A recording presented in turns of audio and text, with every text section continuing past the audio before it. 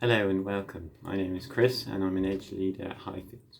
I'm going to take us through the next part of Matthew, chapter 11, verses 1 to 19. After Jesus has finished instructing his 12 disciples, he went on from there to teach and preach in the towns of Galilee. When John, who was in prison, heard about the deeds of the Messiah, he sent his disciples to ask him, "Are you the one who was to come, or should we expect someone else?" Jesus replied, "Go back and report to John what you hear and see. The blind receive sight, the lame walk, those who have leprosy are cleansed, the deaf hear, the dead are raised, and the good news is proclaimed to the poor. Blessed is anyone who does not stumble on account of me." As John's disciples were leaving, Jesus began to speak to the crowd about John. "What did you go out into the wilderness to see? A reed swayed by the wind? If not, what did you go out to see? A man dressed in fine clothes? No, those who wear fine clothes are in king's palaces. Then what did you go out to see? A prophet? Yes, I tell you, and more than a prophet. This is the one about whom it is written, 'I will send my messenger ahead of you, who will prepare your way before you.' Truly I tell you, among those born of women, there has not risen anyone greater than John the Baptist. Yet whoever is least in the kingdom of heaven is greater than he. From the days of John the Baptist until now, the kingdom of heaven has been subjected to violence, and violent people have been raiding it. For all the prophets and the law prophesied until John, and if you are willing to accept it, he is the Elijah who was to come. Whoever has ears, let them hear. To what can I compare this generation? They are all like children sitting in the marketplaces and calling out to others, 'We played the pipe for you, and you did not dance. We sang a dirge, and you did not mourn.' For John came neither eating nor drinking, and they said, 'He has a demon.'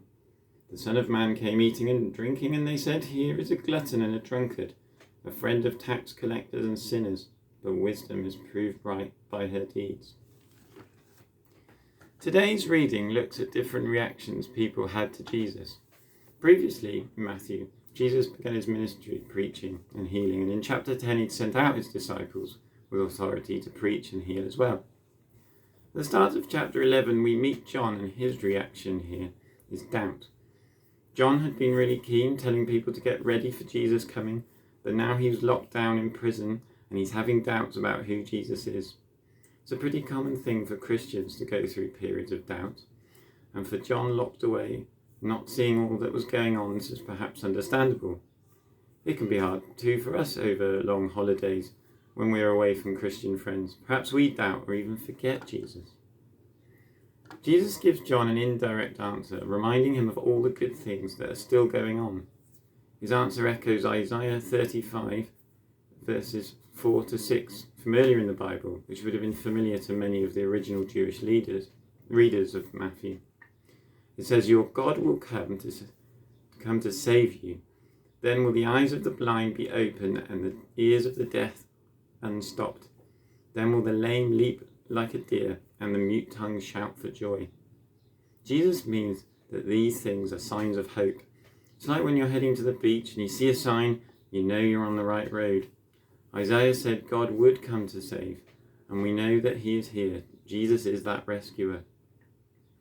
Next, in verses 6 to 15, Jesus turns to the crowd and challenges them about their reaction to John's message.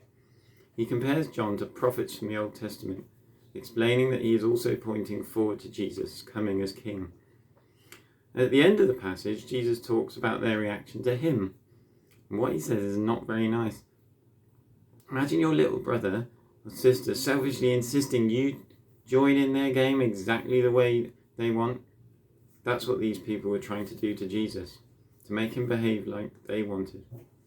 When faced with the evidence, they were just making excuses. They criticized John for not eating. Then in verse 19, they accused Jesus of being a glutton and a friend of sinners. These people were exaggerating and refusing to accept Jesus as he was. It's like that in our day too. Lots of people we meet will find excuses to not follow Jesus. They're offended by Jesus and too proud to know their need of him. I wonder what you are expecting of Jesus and what's your reaction to him. Does this news bring you hope, or are you offended? Maybe he doesn't match your expectations, or maybe you thought you knew, but now you're just not sure. I hope you'll all see that we all need to come to Jesus, the King, as he is, admitting our need of him and accepting his rescue. I'll finish now with a prayer. Thank you, Jesus, that you bring good news of hope. Please show us more of who you are and what you're doing, and please forgive us for trying to make you fit our own expectations. Thank you that you are the promised rescuer we all need. Amen.